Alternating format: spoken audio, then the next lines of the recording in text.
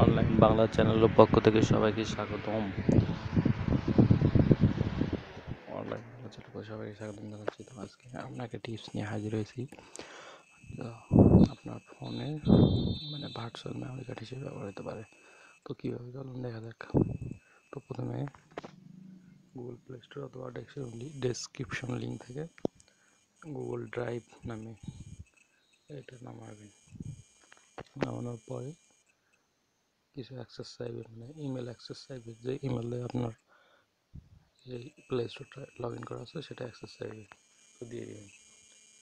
দেওয়ার পরে দেখবে এরকম ইন্টারফেস, মাই ড্রাইভ, এরকম একটা অ্যাকাউন্ট চাইবে। তো আমার অনেকগুলো অ্যাকাউন্ট আছে, তো একটা অ্যাকাউন্ট লগ ইন করে রাখছি।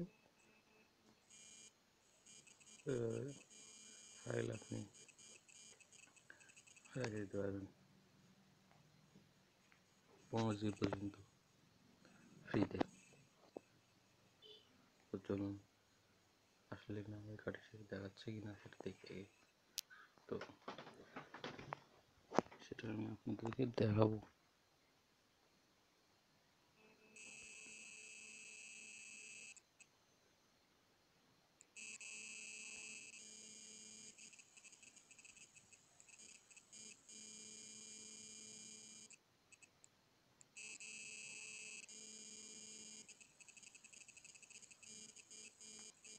তো দেখুন এখানে আমি ইমেলটা কম্পোজ করতে যাব।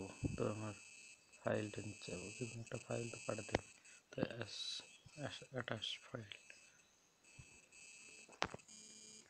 দেখুন ডকুমেন্ট, এখানে আমার গুগল ড্রাইভে সব মেমোরি কার্ড হিসেবে দেখাচ্ছে।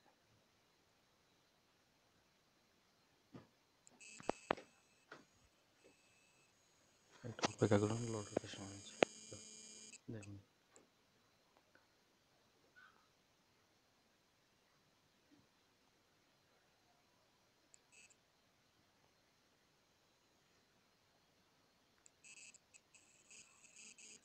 ড্রাইভ, যতগুলো ড্রাইভ যে অ্যাকাউন্ট করা আছে সব খুলে যাবে। তো আনলিমিটেড অ্যাকাউন্ট খুলে নেবেন ইমেল, তাহলে 15 GB, একটা অ্যাকাউন্টে 15 GB করে ফাইল রাখতে পারবেন। আমার প্রায় 10টা অ্যাকাউন্ট আছে।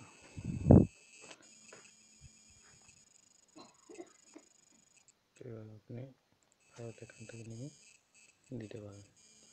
তো মেমোরি কার্ডের মতোই দেখাবে এখানে ফাইল। ধন্যবাদ।